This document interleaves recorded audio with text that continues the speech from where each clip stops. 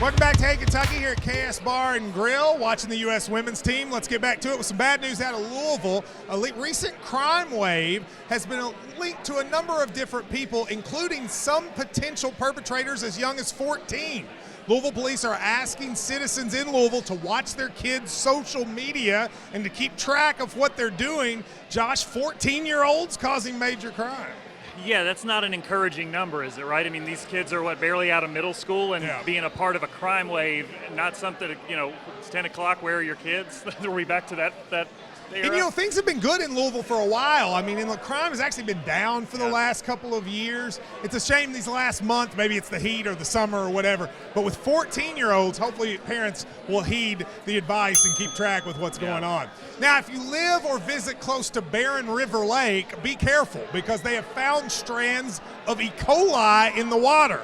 Apparently, a proliferation of bird feces has led to E. coli in Barren River Lake, and they're asking people to be careful when they get in the water. I don't know what they're supposed to do to be careful, but it doesn't sound good. Yeah, I think be careful means don't get in the water, right? Because proliferation of bird feces, not a phrase you want to hear around your lake trip. You don't really want, like a little bird feces but not is maybe maybe okay, proliferation. but you really don't want to have a proliferation of it. No. So I would suggest it's something that maybe you need to watch out for. Switching gears, that story out of Anderson County of the teacher who threatened a student by saying she would choke him with his penis, may not end up a felony. It's apparently going to be, the grand jury did not indict the teacher for a felony, instead a misdemeanor of disorderly conduct. A crazy story. Surprised it's not a felony?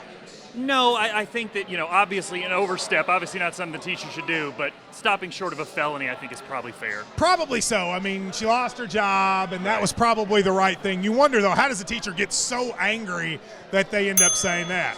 Now, we are in a restaurant here off Broadway that was once considered a cursed spot. Restaurants couldn't work here. Well, there's another one. You may know on Southland Drive, a place that's had 6 to 8 different restaurants in the last 20 years. Now a new one, Nash's Southern Table and Bar, is starting. Can it work where the other ones haven't? I don't know. That's a weird phenomenon where you seem to see a spot that's got something new in it every, few months.